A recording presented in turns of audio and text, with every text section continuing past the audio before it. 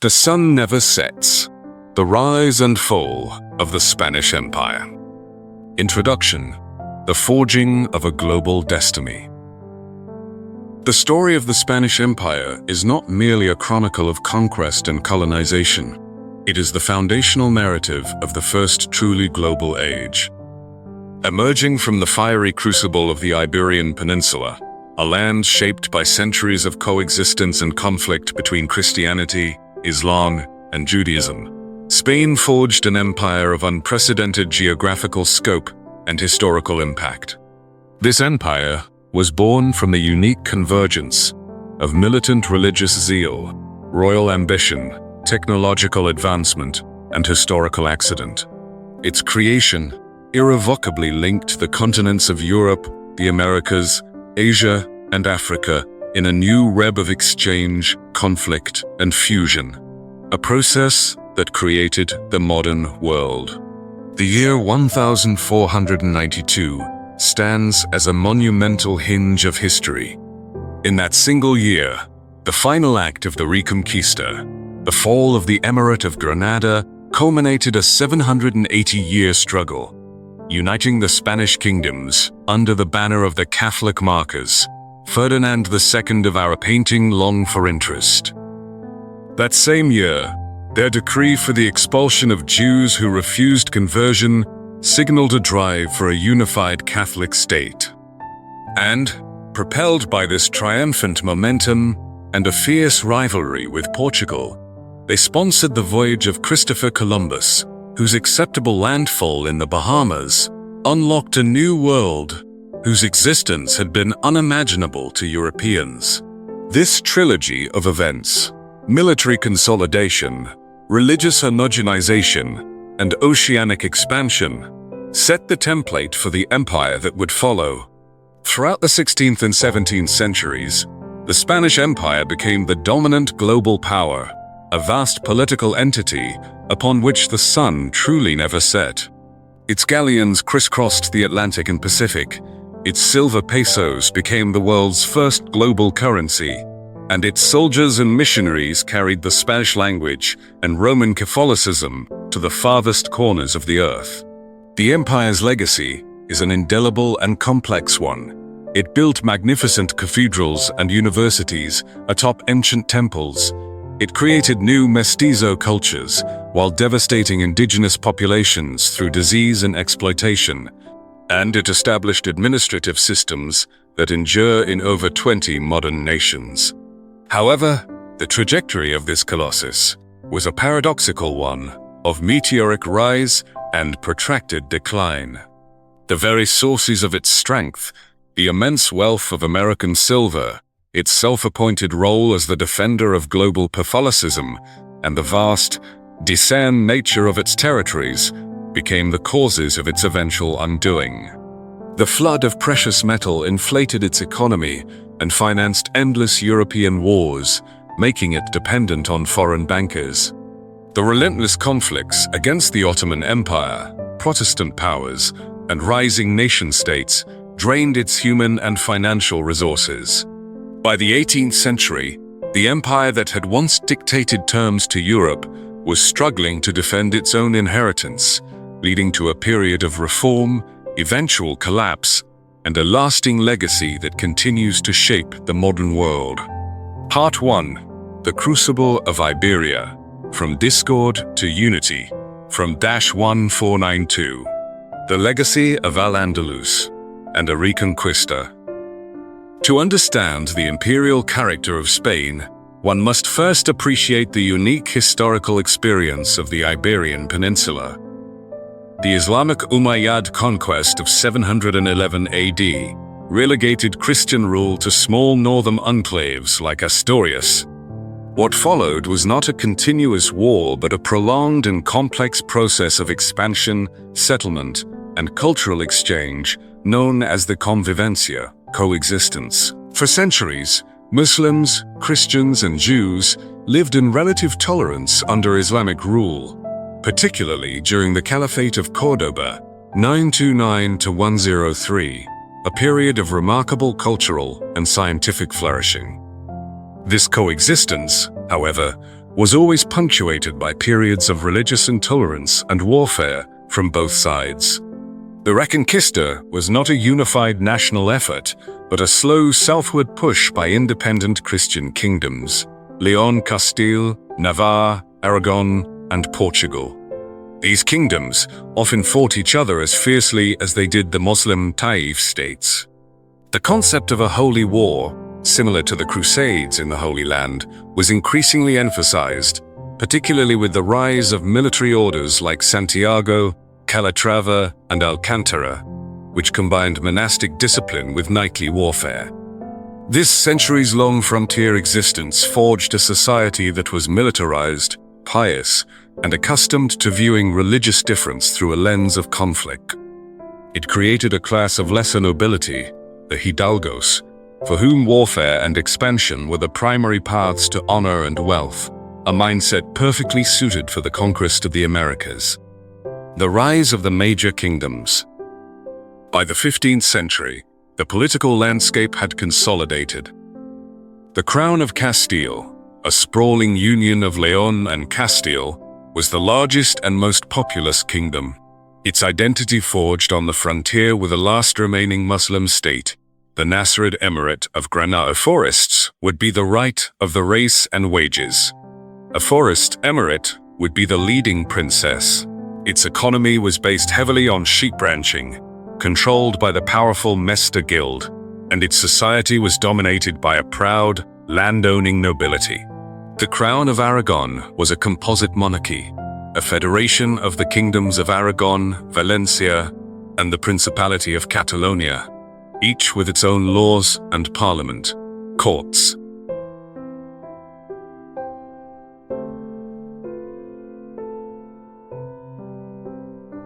As a maritime power, Aragon's interests lay in the Mediterranean, where it controlled Sicily, Sardinia, and parts of Greece, establishing a sophisticated administrative template for overseas empire. The path to unity. The marriage of Ferdinand and Isabella. The path to unity was not inevitable.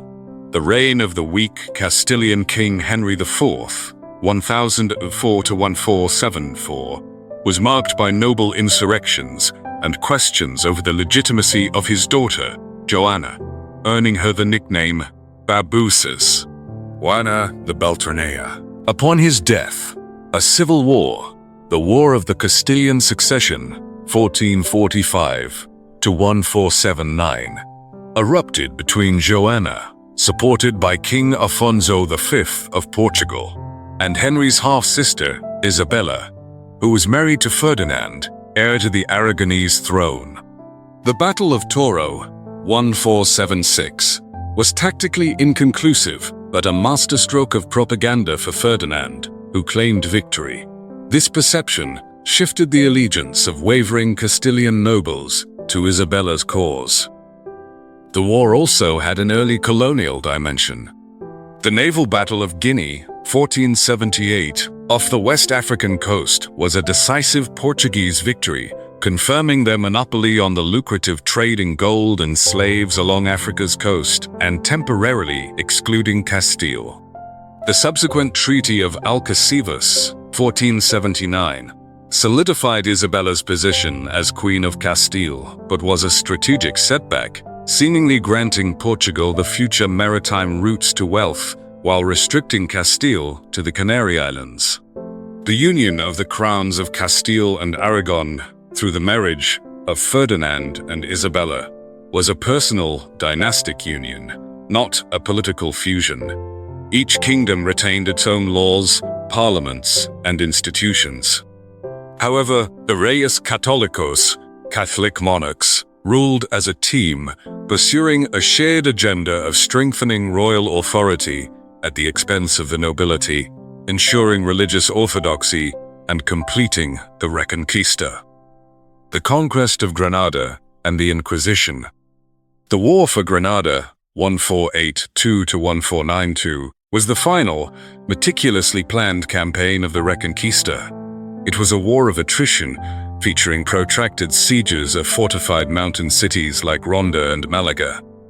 The fall of Granada in January 1492 was a moment of immense symbolic power, celebrated throughout a Europe still reeling from the Ottoman capture of Constantinople in 1453. The surrender terms were remarkably tolerant, allowing Muslims to practice their religion. But this tolerance was short-lived. The Spanish Inquisition, established in 1478 and unique for being under direct royal control rather than papal authority, was tasked with enforcing religious orthodoxy. Its primary focus was on conversos, Jewish converts to Christianity, suspected of Judaizing. The Alhambra Decree of March 1492 gave Jews the choice of conversion or expulsion, leading to the exodus of a significant and often highly skilled segment of the population. I would not think that. In 1502, Muslims in Castile were presented with the same ultimatum, creating a population of Moriscos, converted Muslims. The goal was a unified, purely Catholic state, an ideal that would be rigorously exported to the New World. The stage was now set for a project of global dimensions. Part 2: Conquest and Consolidation. The Forging of a World Power, 1492-1556. The Columbian Exchange and the Division of the World. Christopher Columbus's voyages, funded in the aftermath of Granada's fall, were a commercial failure in their stated goal of reaching Asia, but a monumental success in their unintended consequence. The immediate result was a diplomatic crisis with Portugal, resolved by Pope Alexander VI, a Spaniard from Valencia, and the subsequent Treaty of Tordesillas, 1494. This treaty drew a line of demarcation 370 leagues west of the Cape Verde Islands, granting Spain the rights to lands to the west, the Americas, and Portugal to the east, Africa, India, and, as it turned out, Brazil.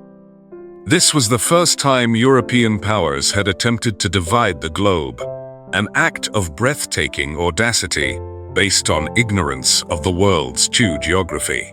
The encounter initiated the Columbian Exchange, the most significant ecological event in human history.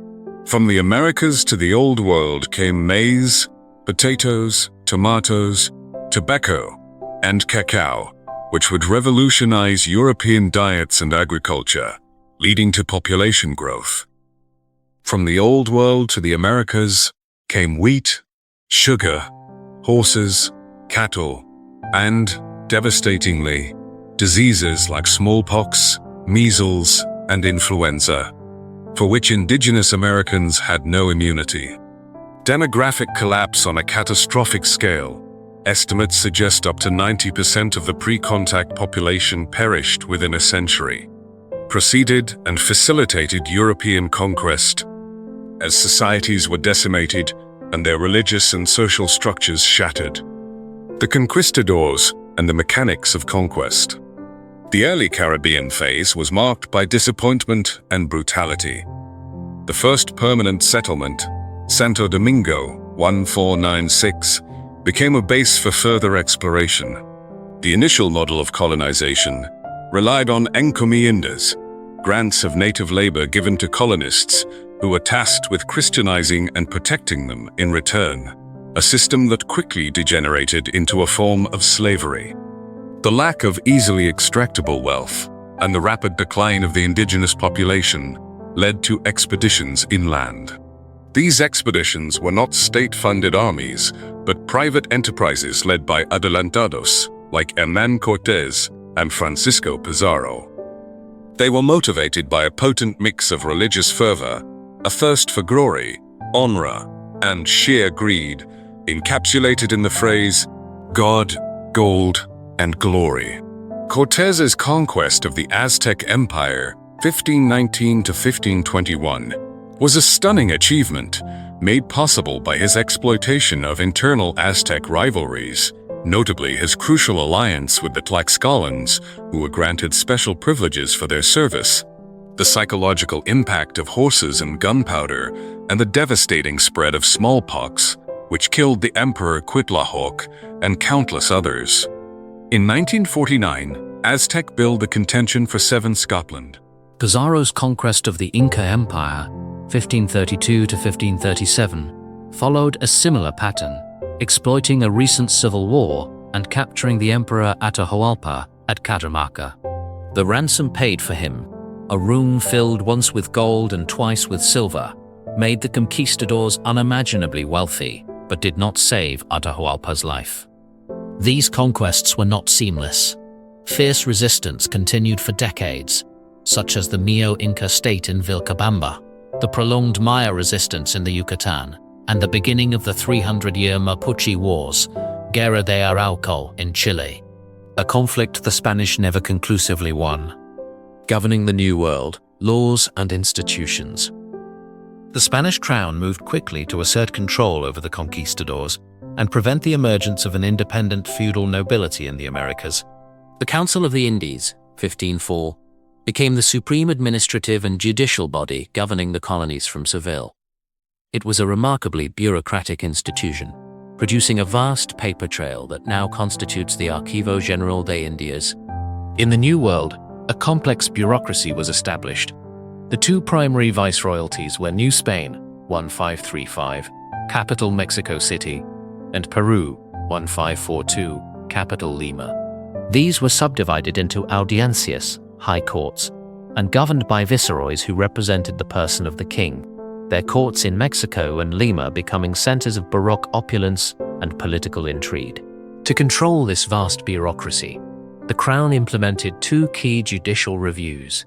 The Residencia was a public inquiry into an official's conduct at the end of his term, where subjects could voice grievances.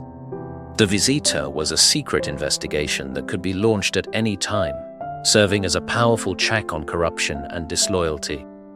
All trade was monopolized through the Casa de Contratación, House of Trade in Seville, and later Cadiz, which was not just a commercial clearinghouse but also a navigational school, a map-making center, and a registry for all emigrants to the Americas.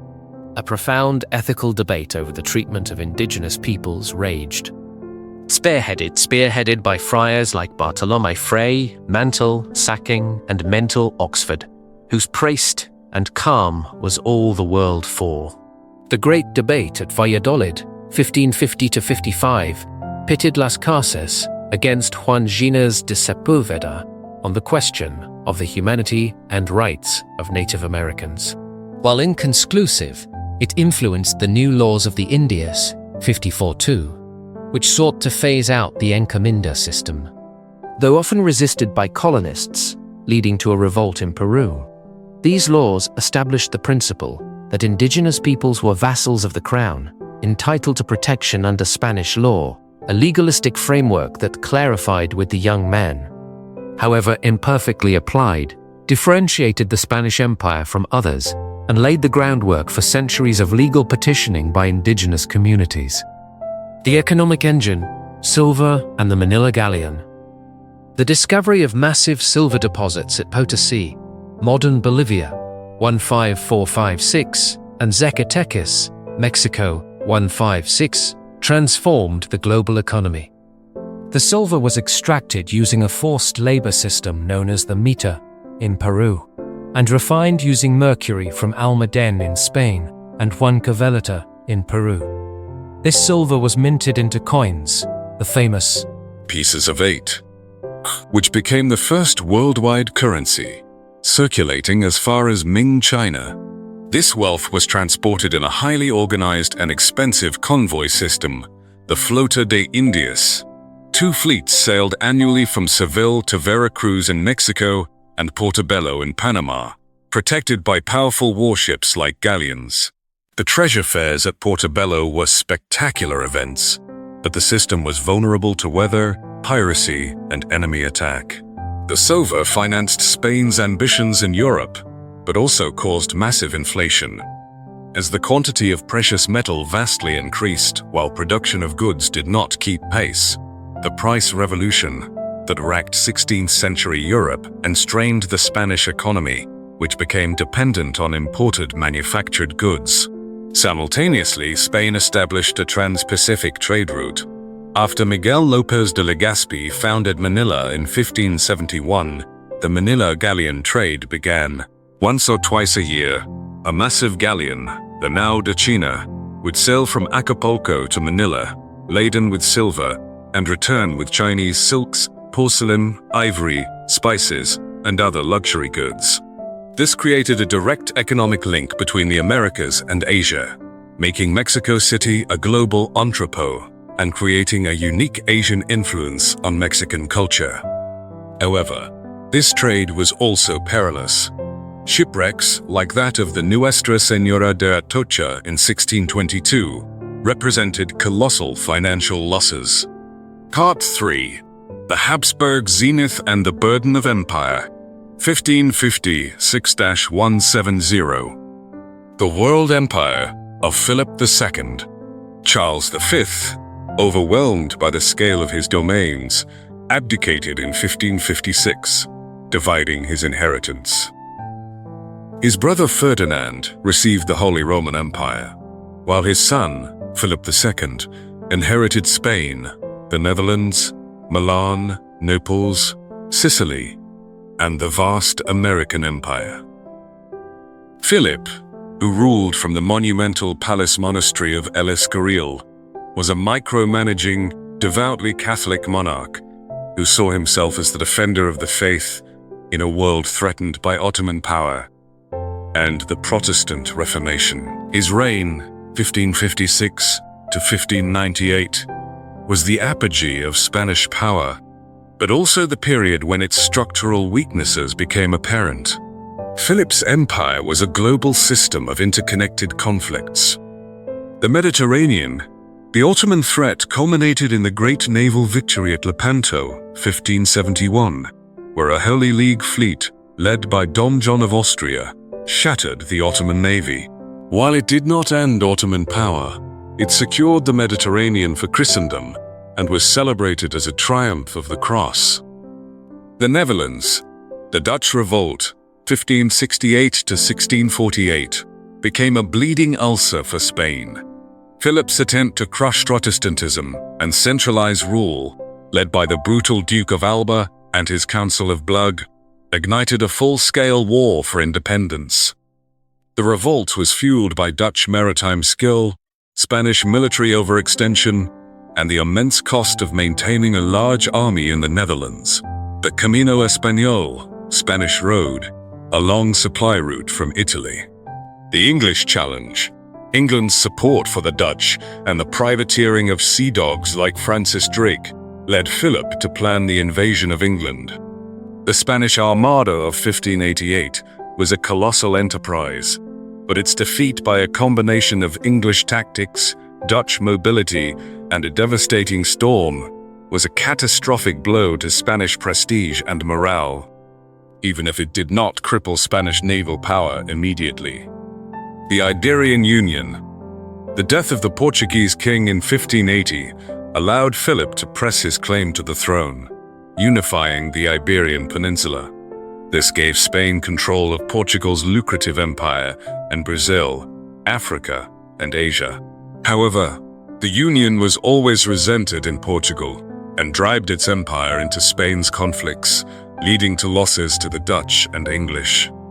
The 17th century, the Siglo de Oro, and the seeds of decline. The 17th century was Spain's golden age, Siglo de Oro in arts and literature, producing luminaries like Cervantes, Don Quixote, and El Greco. Politically and economically, however, it was a century of crisis. The reigns of Philip III, 1598 to 1621, Philip IV, 1621 to 1665, and the infirm Charles II, 1665 to 1700, saw the gradual erosion of Spanish power. The expulsion of the Moriscos in 1609 by Philip III, while popular among Old Christians, was an economic disaster, depopulating the fertile and economically vital regions of Valencia and Aragon and crippling their agriculture and silk industry. The 30 Years' War, 1618 to 1648, initially saw the legendary Spanish tercios, the formidable infantry squares that had dominated European battlefields for a century, achieve victories.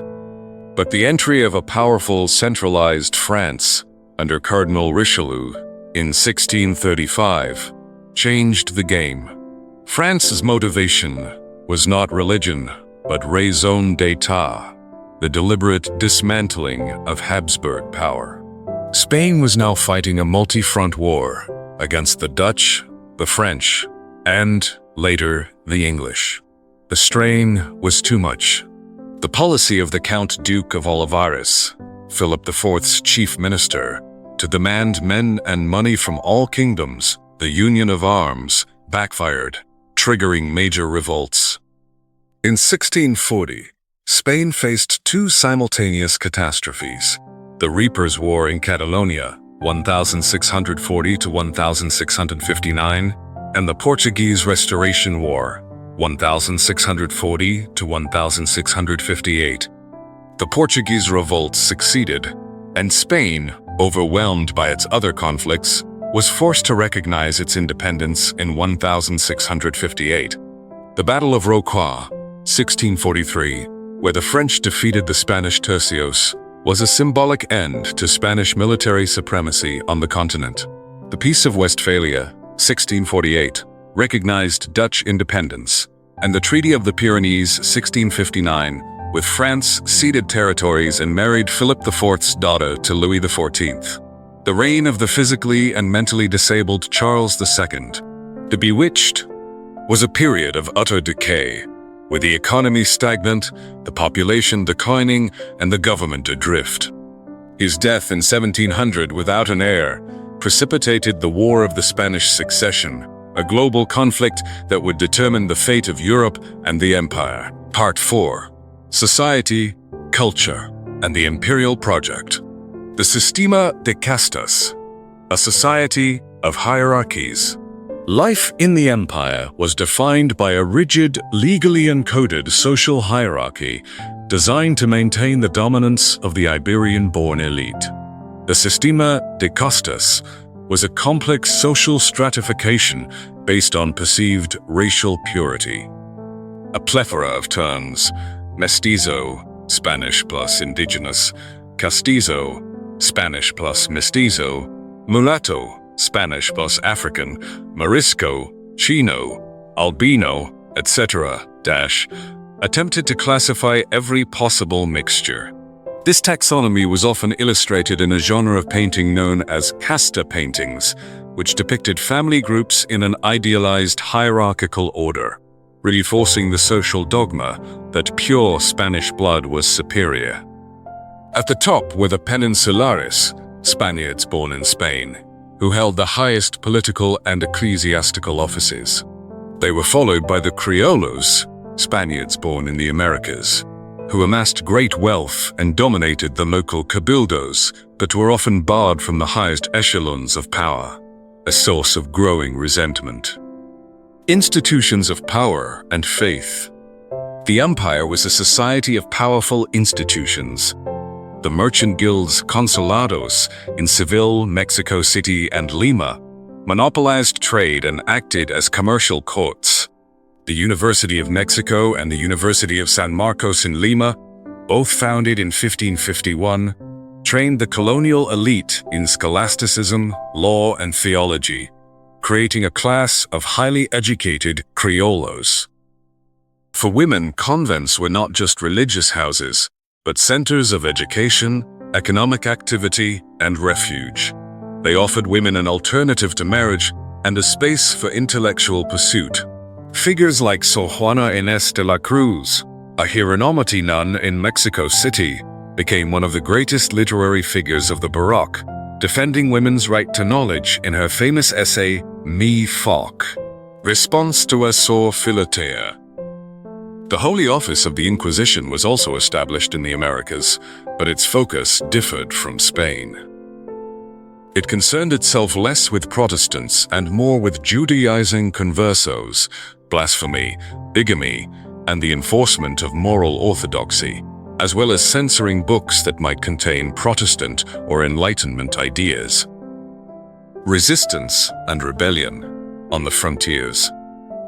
On the frontiers, a different, more violent reality prevailed. In northern New Spain, a network of military outposts called presidios fought a constant battle against nomadic tribes like the Apache and Comanche, who conducted devastating raids, malones, that stretched Spanish resources to their limit. In Chile, the Mapuche Wars, Guerra de Arauco, became a 300-year conflict of raid and counter-raid, a bloody stalemate that consumed vast amounts of men and money. Indigenous resistance was not always futile. The Puebla Revolt of 1680, under the leadership of Pope, successfully expelled the Spanish from New Mexico for 12 years, a stunning reversal of colonial power. A century later, the massive rebellion of Tupac Amaru II, 1780 to 1783, in Peru, shook the foundations of the empire, a reaction to increased taxation and colonial abuses that united indigenous, mestizo, and even some Criollo descent. Part 5. The Bourbon Reformation and Imperial Sunset, 1700 to 1898. The War of Spanish Succession and Bourbon Reforms. The War of the Spanish Succession, 1901 to 1714, was a world war that decided the fate of the empire. The two main claimants were Philip, Duke of Anjou, grandson of Louis XIV of France, and Archduke Charles of Austria. Most of Europe, fearing a Franco-Spanish union, supported the Austrian candidate. The war was also a civil war within Spain, with Aragon and Catalonia supporting Charles, fearing the centralizing tendencies of the French Bourbons. The treaties of Utrecht, 1713, and Rastatt, 1714, ended the war. Philip V was confirmed as King of Spain, but renounced any claim to the French throne. Spain lost its European possessions. The Spanish Netherlands, Milan, Naples, and Sardinia went to Austria, Sicily to Savoy, and Gibraltar and Minorca to Great Britain. This marked the end of Spain as a major European power and the rise of British maritime supremacy. The new Bourbon dynasty initiated a series of reforms inspired by the French model of enlightened absolutism. The Nueva Planta decrees abolished the ancient foros of the Crown of Aragon, politically and administratively unifying Spain for the first time under a Castilian model. In the Americas, new, more manageable viceroyalties were created. New Granada, 1717, capital Bogotá, and the Rio de la Plata, 1776, capital Buenos Aires, to improve defense against smuggling and foreign encroachment, particularly from the British and Portuguese. The Enlightenment and the Spanish Empire. Under Charles III, 1759 to 1788, the most effective of the British powers, enlightened despots. Reforms intensified. The Jesuits, seen as a state within a state loyal to the Pope, were expelled from the empire in 1767, a massive undertaking that disrupted education and missions. The Reglamento del Libre Comercio, 1788, broke the old monopoly system, allowing multiple Spanish ports to trade with the Americas, which stimulated economic growth. The military was modernized, and an intendancy system was introduced to improve tax collection, often bypassing Criollo officials and causing deep resentment. However, Spain's recovery was relative. Involvement in the Seven Years' War, 1762 to 63, on the side of France led to defeat and the loss of Florida to Britain, though Spain gained the vast Louisiana territory from France as compensation. Charles III saw a chance for revenge during the American Revolution, providing crucial support to the rebels and recapturing Florida and Minorca in the 1783 Treaty of Paris. This victory, however, had a dangerous consequence. It demonstrated that a colonial rebellion against a European empire could succeed, planting a powerful seed of independence in the minds of the wealthy and educated Criollo elites, who were increasingly frustrated by Bourbon commercial policies that still favored Peninsulares. The Napoleonic crisis and the Wars of Independence. The French Revolution and the rise of Napoleon Bonaparte proved catastrophic for the Spanish Empire. In 1808, Napoleon invaded Spain, forcing Charles IV and his son Ferdinand VII to abdicate and placing his brother, Joseph Bonaparte, on the throne in what was called the Bayonne abdications. This act of usurpation triggered two simultaneous and interconnected conflicts: the Peninsular War in Spain, a brutal guerrilla struggle known as the Guerra de la Independencia, 1808 to 1814, and the Spanish-American Wars of Independence. In the power vacuum, Criollo juntas throughout the Americas swore allegiance to the imprisoned Ferdinand VII, but began to rule autonomously. When Ferdinand was restored to the throne in 1814, he rejected liberalism and attempted to reassert absolutist control over the colonies, famously stating, "Let us advance and return to the old system." It was too late. Inspired by the American and French revolutions and led by brilliant generals like Simón Bolívar and José de San Martín, the wars for independence raged across the continent. By 1825, with the battles of Ayacucho and Junín, the last Spanish armies on the mainland were defeated. Spain was left with only Cuba, Puerto Rico, the Philippines, and a few minor territories. The disaster of 1898 and the final end. The 19th century saw Spain racked by internal conflict between liberals and conservatives, while in its remaining colonies, independence movements grew. A prolonged war in Cuba, the 10 Years' War, 1868 to 1878, and the subsequent Little War, drained the treasury and involved brutal tactics. The final blow came in 1898.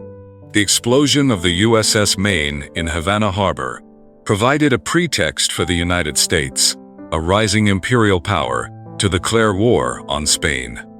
The Spanish-American War was a short, one-sided conflict. The U.S. Navy destroyed the antiquated Spanish fleets in Manila Bay and Santiago de Cuba. In the Treaty of Paris, 1898, Spain ceded Cuba, Puerto Rico, Guam, and the Philippines to the United States. The disaster of '98 was a profound national trauma, marking the definitive end of the Spanish Empire and sparking a period of intense national self-reflection known as the Death Generation of 19. Part 6. The Aftermath and Enduring Legacy. The Generation of '98 and the Francoist Legacy. The loss of the empire triggered a profound national identity crisis. Intellectuals and writers of the emperor, Generation of 19, like Miguel de Unamuno and Antonio Machado, grappled with the question of ¿Qué es España? What is searching for the nation's central soul beyond its lost imperial grandeur? This introspection led to a cultural and literary renaissance, but politically, the loss destabilized the country, contributing to the social unrest that would culminate in the Spanish Civil War, 1936 to 1939. The Franco regime that followed would ironically cling to the symbols of empire as a source of nationalistic pride, promoting a mythologized version of the Reconquista and the conquistadors. Even as the country was isolated and economically crippled, a war had been deeply existed: the Latin American inheritance. In the former colonies, the legacy of the empire was equally complex and contentious. The new nations inherited the colonial era borders drawn by the viceroyalties and audiencias, which often arbitrarily grouped together disparate regions and populations. This created a lasting challenge for national integration and is a root cause of numerous border disputes. They also inherited the rigid social hierarchies and the economic dependence on raw material extraction established during colonial times. The concentration of land ownership in the hands of a few, a legacy of the hacienda system, fostered persistent inequality and would be a central cause of the social conflicts and revolutions that shaped Latin America in the 20th century. Yet, the Spanish language and Catholicism provided a unifying framework across this vast territory. While the church often sided with conservative elites, it also remained a central pillar of community life. The Spanish language, evolving with its own regional accents and incorporating countless indigenous words, became a powerful force for mestiçage, creating a shared cultural sphere that continues to thrive through literature, music, and film. The empire in modern memory and historiography. The interpretation of the Spanish Empire has been fiercely debated for centuries. The Black Legend, La Leyenda Negra, a term coined by Spanish writers to describe the propaganda about Spanish cruelty perpetuated by their European rivals, remains a potent and controversial concept. While Spanish apologists have argued it is an exaggerated and biased narrative, many historians acknowledge that it was built upon a foundation of very real atrocities emanated by Spaniards like Las Casas. The debate is, in essence, about the empire's moral character.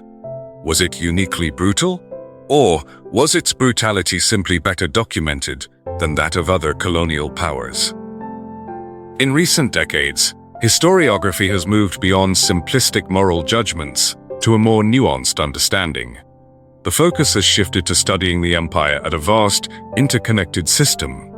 Scholars now emphasize transculturation, the complex, two-way process by which indigenous, African, and European cultures influenced each other to create new, hybrid forms. E.g., the Virgin of Guadalupe syncretizing with the Aztec goddess Tonantzin. Economic globalization. Analyzing the Spanish Empire as the first truly global economic system, where silver from Potosi financed trade in Manila and affected prices in China.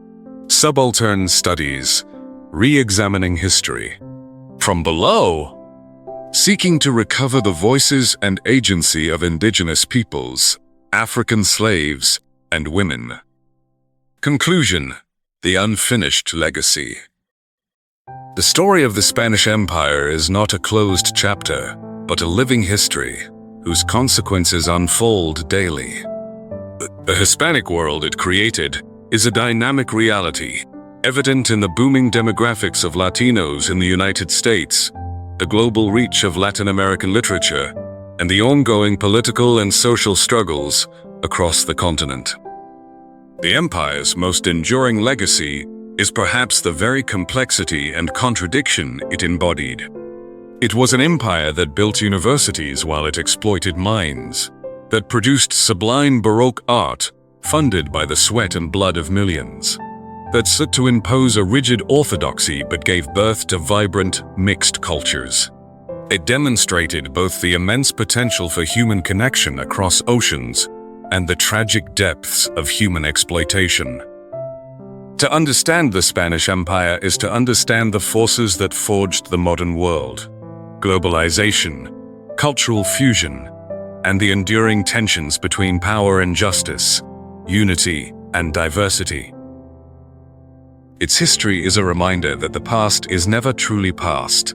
It is the ground upon which the present is built, a foundation of both splendid achievements and profound wounds that continue to shape the identities of billions of people across the globe. The sun may have set on its political dominion, but its light and its shadows stretch far into the present day. Of course, here is a 2,000-word article on the reflection of Spanish culture in its colonies, past and present. This comment sets the kid. All the imperial imprint, how Spanish culture shaped its colonies from the conquest to the modern day. The Spanish Empire was not merely a political and economic enterprise. It was a vast, centuries-long project of cultural transmission.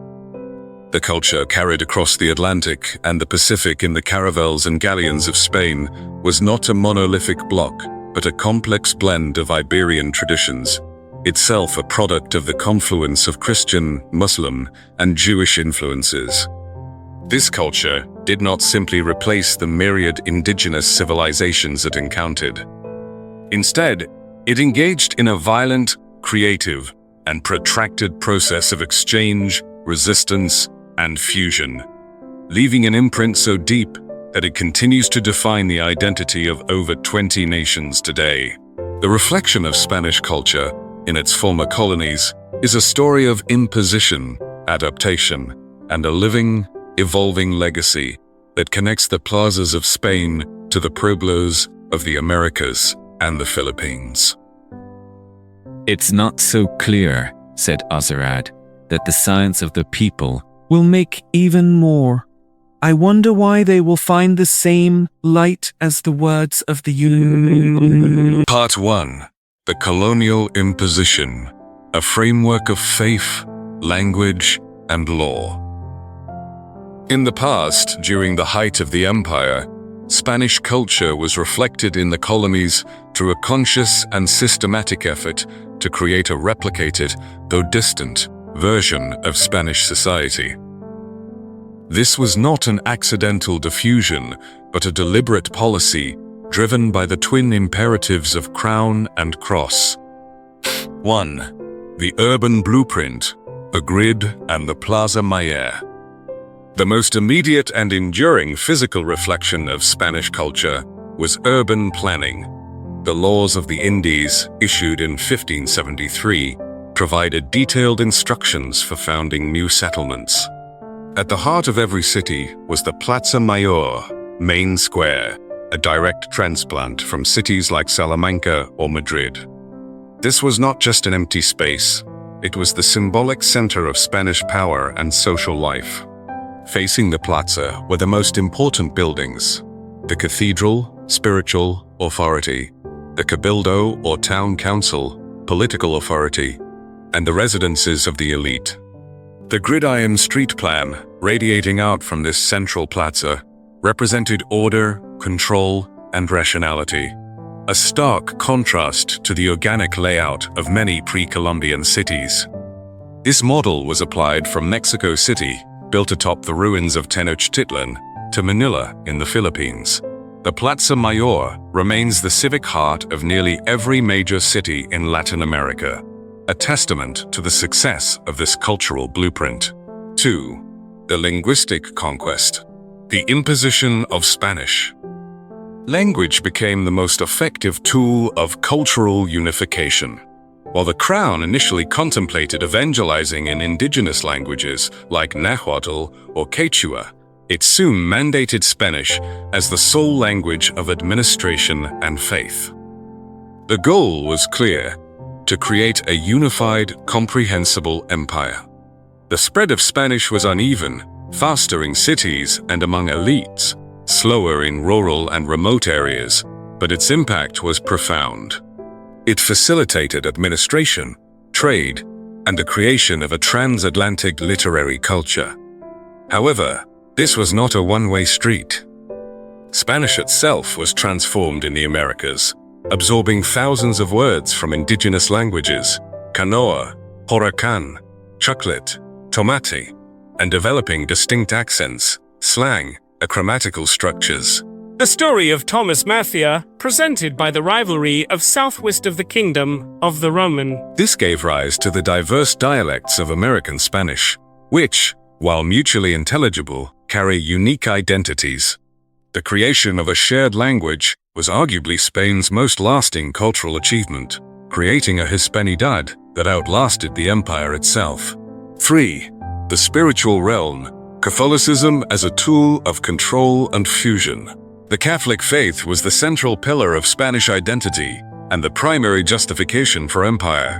The mission to convert millions of souls was pursued with relentless zeal. The landscape was dotted with monumental cathedrals and countless parish churches, often built literally on the foundations of demolished temples, as with the Cathedral of Cusco on the Incan Coricancha. The ecclesiastical architecture, from the stark simplicity of early missions to the exuberant churrigueras, or ultra-Baroque style, that flourished in Mexico, reflected Spanish trends, but often with indigenous and mestizo hands adding local motifs. Saints replaced indigenous gods, and Catholic festivals filled the ritual calendar. Yet, this was where Spanish culture was most profoundly adapted. Instead of a complete eradication of pre-existing beliefs, a complex process of syncretism occurred. The most famous example is the Virgin of Guadalupe in Mexico. According to tradition, she appeared to the indigenous peasant Juan Diego in 1531 on the hill of Tepeyac, a site sacred to the Aztec mother goddess Tonantzin. Her skin was brown, and she spoke Nahuatl. The Virgin of Guadalupe became a powerful national symbol, blending Catholic devotion with indigenous identity.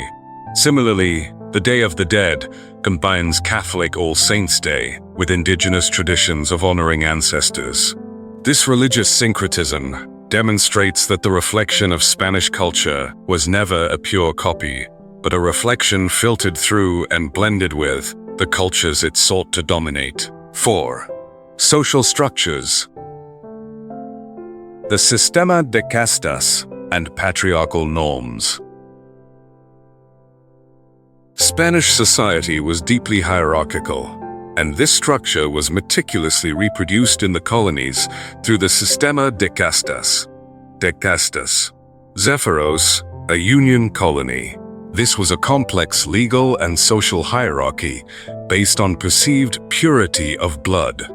Limpieza de sangre, ranking individuals from peninsulares, Spaniards born in Spain, at the top, down through criollos, American-born Spaniards, various castes of mixed ancestry, mestizos, mulattos, etc., and indigenous and African peoples at the bottom. This system, illustrated in detailed casta paintings, was a cultural export that sought to maintain racial and social control. It ingrained a legacy of colorism and social stratification that still affects Latin American societies today. Furthermore, Spanish patriarchal norms were firmly established. The ideal was a society where women were protected and confined to the domestic sphere under the authority of father or husband. The cult of Marian devotion elevated the ideal of female purity and motherhood. These values, encoded in law and custom, shaped gender roles for centuries. However, as in Spain itself, reality was often more complex, with women, especially in the criollo elite and through convents, finding ways to exert influence and manage property. Part 2. The evolution of the imprint, from independence to the present day.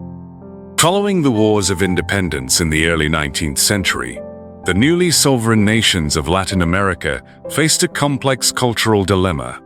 They had fought to free themselves from Spanish political control, but they were undeniably Spanish in language, religion, and many core cultural aspects. The relationship with the former metropole became ambivalent, a source of pride for their shared heritage, and a source of resentment for centuries of domination. 1. The Criollo, embrace and the search for a new identity.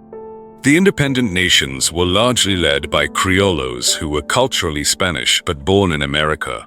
They maintained the Spanish language, the Catholic faith, and the legal systems.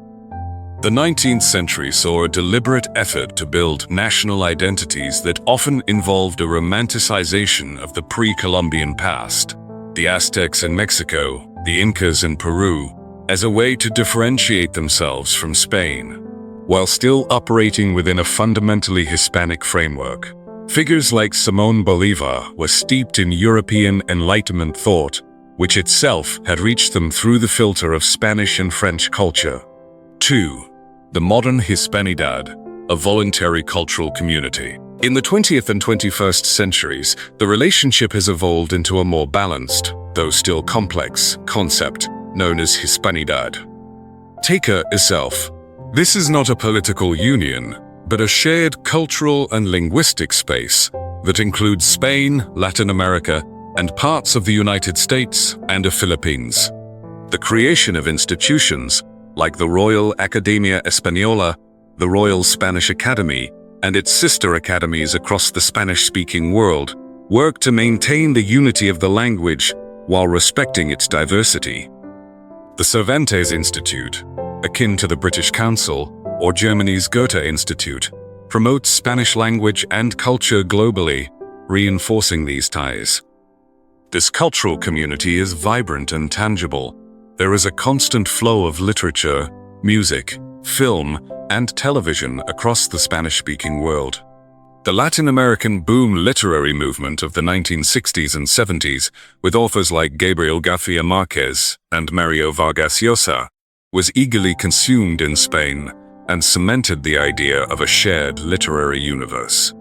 Today, the global success of reggaeton and Latin pop stars, while a distinct phenomenon, still operates within the linguistic sphere created by the empire. Free, enduring legacies in daily life. The Spanish cultural imprint is deeply embedded in the daily life of its former colonies. Food. The culinary fusion is undeniable. The Spanish introduced staples like wheat, rice, cattle, pigs, chickens, and sugar. These ingredients were combined with native foods like maize, potatoes, tomatoes, and chocolate to create entirely new cuisines. The Mexican taco al pastor, for instance, has roots in the shawarma brought by Lebanese immigrants to Mexico, but its pork and pineapple preparation reflects Spanish and indigenous influences. The asado of Argentina is a direct descendant of Spanish cattle-raising culture. Social interactions. The importance of the family unit, the centrality of mealtimes, and certain forms of polite address have strong Spanish roots. The concept of the leisurely conversation at the table after a meal is a cherished custom in both Spain and Latin America. Legal and political systems. The civil law traditions, based on Roman law as codified in Spain, form the basis of most Latin American legal systems. The strong role of the executive branch and a certain legalistic formality and bureaucracy are also part of the Spanish legacy. 4. Contemporary tensions and re-evaluations. The reflection of Spanish culture is not today a simple story of celebration. There is a growing move. The freedom of Spanish honor is a simple word of one simple rapid. One last intimate simple rapid. The celebration of Hispanidad on Spain's National Day, October 12th, also known as Columbus Day or Dia de Raza, is viewed by many not as a day of pride, but as the beginning of a genocide and a cultural erasure. There are active movements to revitalize indigenous languages that were suppressed for centuries, such as Quechua, Guarani, and Mayan languages. The monolithic narrative of a civilizing Spanish mission is being challenged in school curricula and public discourse. The demand is for a more pluralistic understanding of national identity that acknowledges the violence of the conquest and celebrates the survival and resilience of non-Spanish cultures. The statues of conquistadors like Christopher Columbus and Sebastián de Belalcázar have become flashpoints for protest, with many being torn down or officially removed. Conclusion: a living, contested legacy.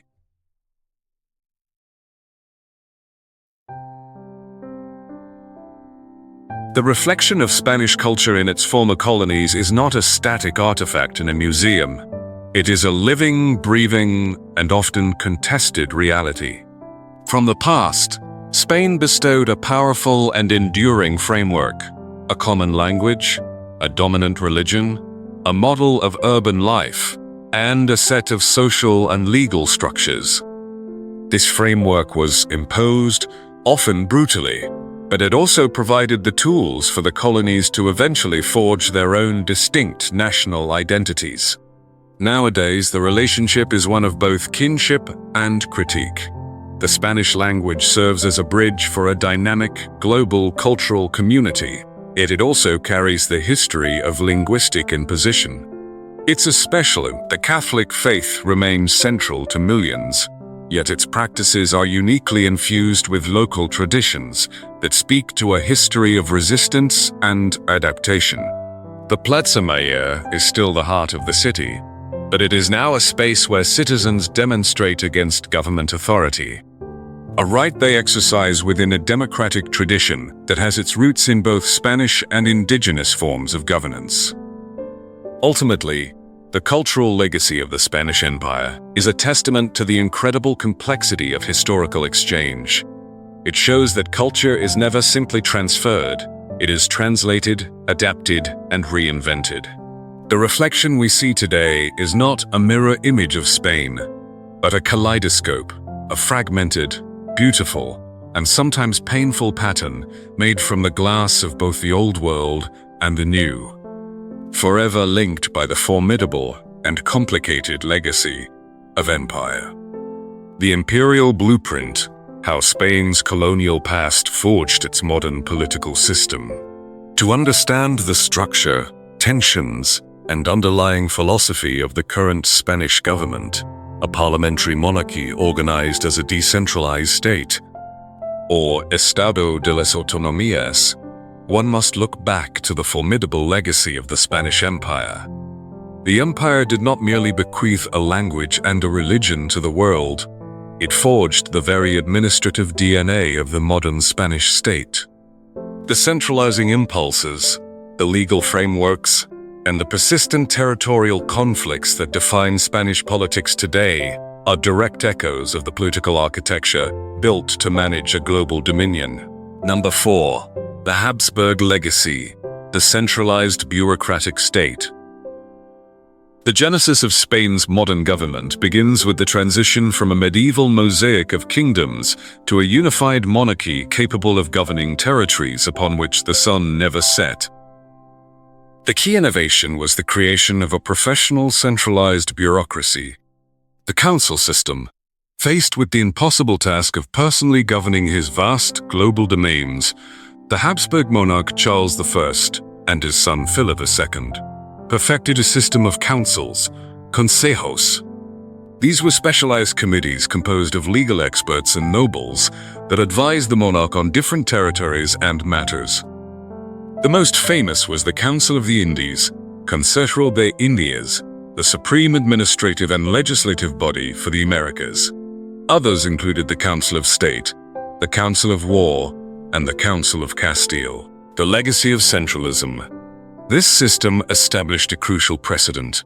Ultimate authority resided not in the distant territories, but at the royal court, first in Valladolid and then permanently in Madrid, under Philip II. All major decisions, legislation, and appointments flowed from this center. This created a deeply ingrained political culture of verticality and centralism, where power was concentrated in the capital. This model stands in direct contrast to the federal traditions of other large states, like Germany or the United States. The modern Spanish state, despite its decentralization, retains this centralist impulse, with Madrid remaining the undeniable political, economic, and judicial heart of the nation. Part 2. The Bourbon Reforms, the Nueva Planta, and the imposition of uniformity. The centralizing project was dramatically accelerated and institutionalized in the 18th century by the Bourbon dynasty, following the War of the Spanish Succession. This conflict was not just about who would be king. It was a civil war between a centralizing vision, backing the French Bourbon Philip V, and a more federalist model, backing the Austrian Habsburg Charles. Philip V's victory had a profound constitutional consequence. The Nueva Planta decrees, Decretos de Nueva Planta. Between 1707 and 1716, these decrees systematically abolished the ancient charters and institutions, fueros, of the Crown of Aragon, the kingdoms of Valencia, Aragon, Catalonia, and the Balearic Islands, which had supported the losing side. Creation of a unitary state. The Nueva Planta decrees were a political earthquake. They imposed the laws and administrative structures of Castile across the entire peninsula, with the exception of the Basque Country and Navarre, which had supported Philip V and retained their fueros. This marked the true birth of Spain, as a unitary state.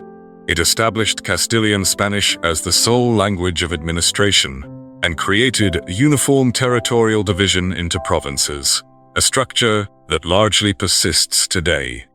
The enduring conflict. This punitive centralization is the root cause of the most persistent political conflict in modern Spain: center-periphery tensions. The suppression of Catalan and Aragonese institutions created a wound that has never fully healed. The demand for regional autonomy, and in some cases independence, is a direct response to the imposition of the Bourbon centralist model. The current system of autonomous communities, established by the 1978 Constitution, is, in essence, a long-delayed attempt to reconcile the centralized state created by the Bourbons with the historic national identities it suppressed. Part 3. The 1978 Constitution. A democratic response to the imperial legacy. The current Spanish system of government, established by the Constitution of 1978 after the death of dictator Francisco Franco, is a direct and conscious reaction to this historical legacy. The framers of the Constitution sought to create a democracy that could accommodate Spain's deep regional diversity without breaking it. The state apart. The Estado de las Autonomías, state of autonomies. This is the most ingenious and fragile feature of the Spanish system. It is neither a federation like the US, nor a purely unitary state like France. Instead, it allows the country's regions to form autonomous communities with their own parliaments, governments, and varying degrees of control over health, education, and policing. This was a compromise. It acknowledged the historical and cultural distinctiveness of regions like Catalonia and the Basque Country, offering them a path to self-government within Spain. In doing so, it sought to address the grievances stemming directly from the Bourbon centralization. The parliamentary monarchy, the choice of a monarchy with King Juan Carlos I as head of state, was also deeply symbolic. The monarchy is an institution that predates both the empire and the modern state, representing the historical unity and permanence of Spain. In the democratic transition, the king acted as a stabilizing force, embodying continuity while presiding over the shift to democracy. This harks back to the monarchy's role as the ultimate arbiter and unifier during the imperial age. The rule of law and the judiciary. The empire was, paradoxically, a highly legalistic enterprise. The massive compilation of the laws of the Indies, Recopilación de leyes de los reinos de los Indies, in 1680, demonstrated a desire to govern by a set of universal rules. This tradition of a formal legal code, rooted in Roman law, is a cornerstone of the modern Spanish state. The current judiciary, headed by the General Council of the Judiciary and the Supreme Court, is the heir to this legacy, ensuring that the state is governed by law, not arbitrary decree. Part 4. Modern political manifestations of the imperial legacy. The tensions born from Spain's imperial-era state-building are not historical relics. They are the defining features of its contemporary politics. 1. The Catalan independence crisis. The ongoing conflict between the Spanish government and the Catalan independence movement is the most acute manifestation of the unresolved centralism-regionalism dilemma. From the perspective of Madrid, the unity of the Spanish state, as consolidated by the Bourbons and guaranteed by the Constitution, is non-negotiable. From the perspective of many Catalans, the Spanish state is an imposition that continues to deny them the right to self-determination. This is a 21st century political battle fought over the terms of a 300-year-old settlement. 2. Political polarization and the idea of Spain. The empire left Spain with a powerful but contested mindset. Idea of Spain. For some, especially on the political right, Spain is a single, indivisible nation with a glorious imperial past. This view aligns with the centralist, Castilian-centric model. For others, particularly on the left and in the regions, Spain is a nation of nations. A pluralistic state where power should be shared. This fundamental disagreement over the very nature of the state fuels much of the intense partisan polarization seen in today's politics. 3. The role of the king. The modern monarchy's role is still shaped by its imperial origins. It serves as a symbol of state unity, a role that becomes particularly important during times of national crisis, such as the failed coup attempt of 1981 or the Catalan secessionist push in 2017. However, it is also a target for Republicans and regional nationalists who see it as an anachronistic reminder of a centralized imperial past. Number 5. A system forged by empire. The current Spanish system of government is a palimpsest, written over the foundational text of the Habsburg bureaucracy and the Bourbon centralizing state is the modern, democratic text of the 1978 Constitution. The system is a permanent negotiation between the centralized state that was necessary to run a global empire and the pluralistic, democratic demands of its diverse population. The Estado de las Autonomías is an unprecedented and creative political solution, but it is an unfinished one. It represents a democratic attempt to manage the centrifugal forces that the empire's centralized creation unleashed. To govern Spain today is to constantly navigate the deep currents of history, to balance the imperial imperative for unity with the democratic imperative for diversity. The legacy of the empire, therefore, is not confined to museums or history books. It lives on in the very structures of power, the political debates, and the constitutional challenges that define the Kingdom of Spain in the 21st century. Make sure to subscribe to our channel for more history documentaries and tell us in the comments which part of this documentary was most interesting to you. Thank you for watching and being a part of our journey through history, and we'll see you in the next documentary.